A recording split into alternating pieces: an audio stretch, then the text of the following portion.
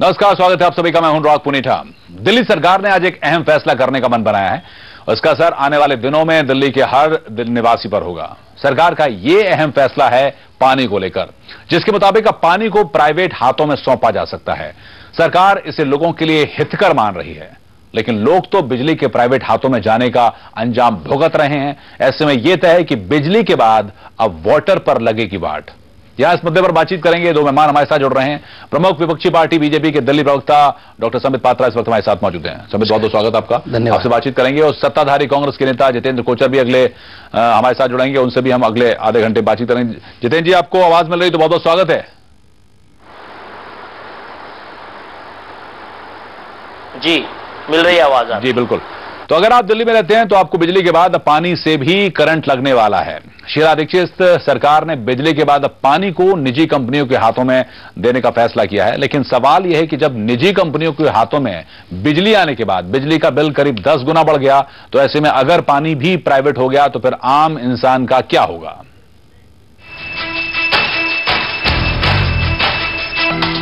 तो P7 सवाल भी कर रहा है जनता से कि क्या दिल्ली में पानी को निजी हाथों में देना सही होगा? क्या निजी हाथों में देने में से गरीब पानी के लिए मोहताज नहीं हो जाएंगे? थोड़ी बात पानी जैसी बेसिक चीज, बिजली का के ऊपर तमाम दावे थे, लेकिन अब पानी के लिए भी। देखिए, मैं शुरुआत करना चाहूंगा। पानी विशेषज्ञ हैं हिमांशु ठक्कर।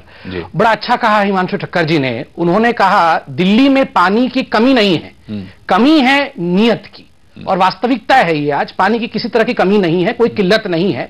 जितना पानी दिल्ली के पास है, यदि सही रूप से उसे वितरित की जाए तो जनता को सही रूप में पानी मिलेगा। किंतु सरकार ने अपने मूलभूत काम से हाथ खींच लिया है। दूसरा एक बहुत महत्वपूर्ण विषय है, जब नर्मदा आंदोलन बनाम भारत सरकार केस चल रहा था, तब सुप्रीम कोर्ट ने भारत सरकार को याद दिलाया था जो मूलभूत आधार हैं हमारे संविधान के, और कहा था कि संविधान के अनुसार जल प्रत्येक नागरिक का मूलभूत अधिकार है। बिल्कुल, इसे बाजार के चश्मे से ना देखा जाए। और आज सरकार सुप्रीम कोर्ट के इस नजरिए को, भारत के संविधान को ताक पे रखते हुए जल को, पानी को, जो कि एक अधिकार है, उसे बाजारवाद के चश्मे से देखते हुए उसे एक उपभोग की सामग्री के रूप में इस्तेमाल कर रही है और उससे मुनाफा कमाना चाहती है। यह ठीक बात नहीं है। तीसरा जो विषय है, महत्वपूर्ण विषय है क्योंकि दिल्ली से जुड़ा हुआ विषय है, इसमें जो शीला दीक्षित जी ने अभी कहा कि ये सुधारना पड़ेगा और इसलिए इसे प्राइवेटाइज या निजीकरण करना पड़ेगा, एक ही विषय उभर के आता है। ये शीला सरकार की अकर्मण्यता को दर्शाता है, क्योंकि स्वयं चीफ मिनिस्टर इस जल बोर्ड की अध्यक्षा है। बिल्कुल। जितेंद्र हमारे साथ हैं। जितेंद्र, क्या कहेंगे? पानी जैसी बेसिक्स एक नेसेसिटी, अधिकार की बात है, सुप्रीम कोर्ट की रूलिंग की बात न भी करी जाए, लेकिन एक नेसेसिटी, उसको आप डीजेबी को अकाउंटेबल ना बनाते हुए या तमाम बाकी चीजों को ना उठाते हुए ये सॉल्यूशन तलाशना कि प्राइवेटाइज कर दो, इससे सॉल्यूशन सॉल्व हो जाएगा। कांग्रेस, शीला सरकार ले, कांग्रेस के विधायक ले कि ये जनता के हित में नहीं होगा। मतलब जनता के हित का इन द सेंस कि जनता इससे कहीं ना कहीं होगी। देखिए, पानी भी अब हमको प्राइवेट जो भी कंपनी होंगी उनसे खरीद के लेना पड़ रहा है, या फिर तमाम तरह की जो कॉम्प्लिकेशंस पैदा होंगी। तो ये एक जन विरोधी फैसला तो लग ही रहा है।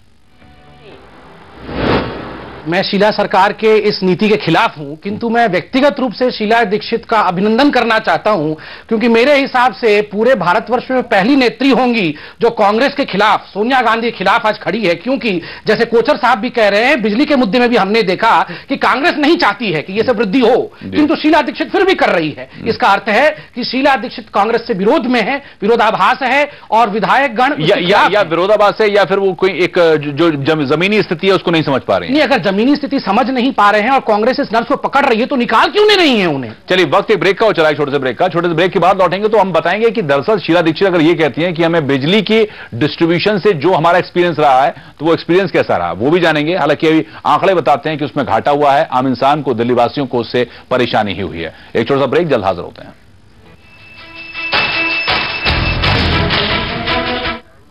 ब्रेक के बाद स्वागत है आप सभी का। तो हम बात कर रहे हैं कि शीला दीक्षित बिजली के डिस्ट्रीब्यूशन का वास्ता देकर पानी को भी अब प्राइवेटाइज करने की बात कह रही हैं।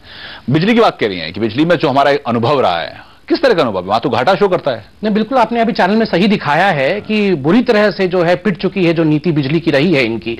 10 महीने के अंदर 4-5 बार वृद्धि हो गई है, लगभग 60% का वृद्धि। इतना बड़ा जंप आज तक देखने को कभी नहीं मिला है। फिर भी बिजली समान रूप से डिस्ट्रीब्यूशन नहीं हो पाया है। जो बिजली कंपनियां हैं वो पूरी तरह से मुनाफाखोरी में लगी हुई है और अपने अकाउंट्स को न दिखाते हुए उसे लॉसेस में दिखाते हुए हमसे पैसे ऐंठ रही है, जनता से पैसे ऐंठ रही है, इससे बुरा क्या हो सकता है? इससे वो सक्सेसफुल एंडीवर बता रही है, इससे दुख का विषय कुछ नहीं। जितेंद्र जी, इस पर राय क्या आपकी? मतलब आपने भी ये माना है कि दरअसल बिजली का जो डिस्ट्रीब्यूशन रहा उसमें एक्सपीरियंस बहुत अच्छा नहीं है, तो लिहाजा कहीं सरकार और पार्टी के बीच में कोई गैप है, मतलब वो बात नहीं पहुंच पा रही है, ये मानते हैं आप? इससे हटके एक मिनट, आप वही बात कह रहे हैं जो कि बीजेपी वाले कह रहे हैं, लेकिन यहां सवाल इस बात का था, मेरा सवाल यह था कि क्या आपको लगता है कि कांग्रेस सरकार, मतलब दिल्ली की सरकार और दिल्ली के तमाम जो कांग्रेसी कार्यकर्ता हैं या कांग्रेस के जो लोग हैं उनके बीच में कोई गैप है? मतलब पार्टी और सरकार के बीच में वो सामान्य जो कहीं एक एका होना चाहिए वो नहीं है? देखिए, आप सरकार में दिल्ली में ये समस्या तो पहले से भी लगी और बैड टू वर्स वाली स्थिति है और बदतर हो रही है, तो लिहाजा इसके दिशा में कुछ और कदम होने चाहिए थे। अब सरकार उसकी तरफ नहीं जाकर कहती है प्राइवेटाइज कर दो। मैं तो स्पष्ट यह जानना चाहता हूं कि आज जो डिबेट हो रहा है इसमें व्यक्तिगत विचारों से कोई लेना देना नहीं है जी।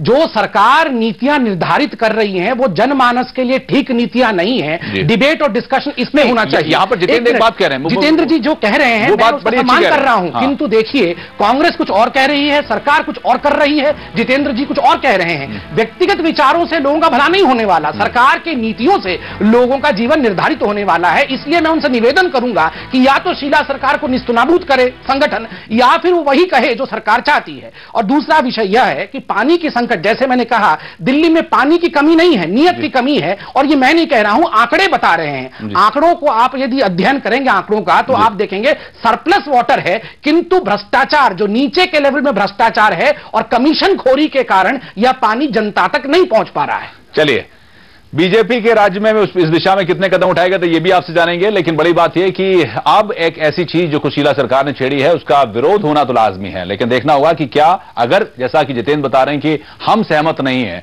तो अगर कांग्रेस के संगठन के कार्यकर्ता या कांग्रेस का एक आम इंसान सरकार को क्या दबा पाता है, देखना होगा। वक्त एक छोटे से ब्रेक का, ब्रेक के बाद जल्द हाजिर होंगे। ब्रेक के बाद स्वागत है आप सभी का। तो अब देखना होगा कि दिल्ली में अगर शीला सरकार पानी को दरअसल प्राइवेटाइज हाथों में सौंपना, प्राइवेटाइज करना चाहती है, तो फिर उसके रिएक्शन कैसे आएंगे? जैसा कि जितेंद्र गोचर भी मानते हैं कि इससे पार्टी सहमत नहीं है, एक आम कार्यकर्ता सहमत नहीं है। जितेंद्र जी, सवाल यही है कि आप फिलहाल जो बात कह रहे हैं वो एक आम जनता की जरूर लगती है, लेकिन लग रहा है कि जो बात बीजेपी कह रही है वो फिलहाल आप कह रहे हैं। क्या सॉल्यूशन के हिसाब से सॉल्यूशन क्या है? क्या सजेस्ट करेंगे कि प्राइवेटाइज ना किया जाए और शीला दीक्षित कुछ और कदम उठाएं? आपके हिसाब से क्या हो सकता है?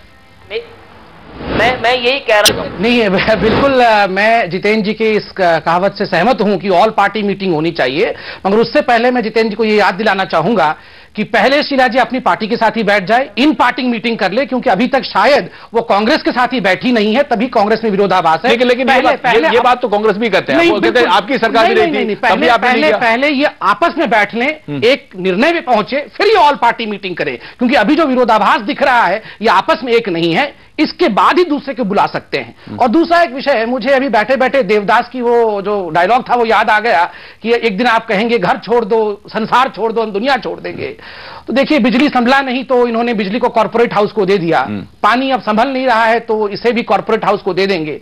एक दिन सरकार नहीं संभलेगा तो शायद सरकार को भी एक कॉर्पोरेट हाउस में बेच देंगे। उसका इंतजार तो है आपको। देश को बेचने का इंतजार किसी को नहीं होगा। क्या सॉल्यूशन है आपके हिसाब से, संक्षेप में क्या सॉल्यूशन? नहीं, इसका सोल्यूशन यही है कि निचले दर पे भ्रष्टाचार कम किया जाए और नियत में सुधार लाया जाए, क्योंकि समय बहुत कम है, बहुत विवरण से इसको मैं समझा नहीं सकता। नियत लेकिन ये बात तो कांग्रेस भी कहते हैं कि दिल्ली में जब बीजेपी की सरकार थी तब भी दिल्ली जल बोर्ड को इंप्रूव करने का, उसकी जो पाइपलाइंस है उसको नॉर्मली लीकेज कम हो, उसमें किसी तरह का एक आमूलचूल परिवर्तन हो, ऐसा तो आपने भी नहीं किया? नहीं, बिल्कुल किया था। और दूसरी बात मैं याद दिला दूं, बीजेपी सरकार दिल्ली में मात्र, अभी जो हाल फिलहाल में रही है वो मात्र 5 वर्ष के लिए रही है। 15 साल से कांग्रेस सरकार है, जो हमने कार्य आरंभ किया था इसको भी ये नियति तक पहुंचा नहीं पा रहे। चलिए जितेंद्र जी, आखिर में संक्षेप में क्या उम्मीद कि ये फैसले को बदलवा पाएगी पार्टी की जो भावना है, जिसका जो आप कह रहे हैं ये स्थिति बदलेगी, बैकट्रैक होंगी, या फिर अभी कुछ और चीज देख रहे हैं आप? पार्टी की जो आपकी भावना पहुंच पाएगी। समय खत्म हो रहा है, लिहाजा बहुत बहुत शुक्रिया। देखना होगा कि एक ऐसा फैसला जो कि जनता को नागवार गुजरेगा, और बड़ी बात है कि इसका विरोध होना भी शुरू हो चुका है। क्या शीला अपने इस फैसले को बदलेगी या फिर पानी पर वाट लगेगी? इस खास कार्यक्रम में इतना ही। नमस्कार।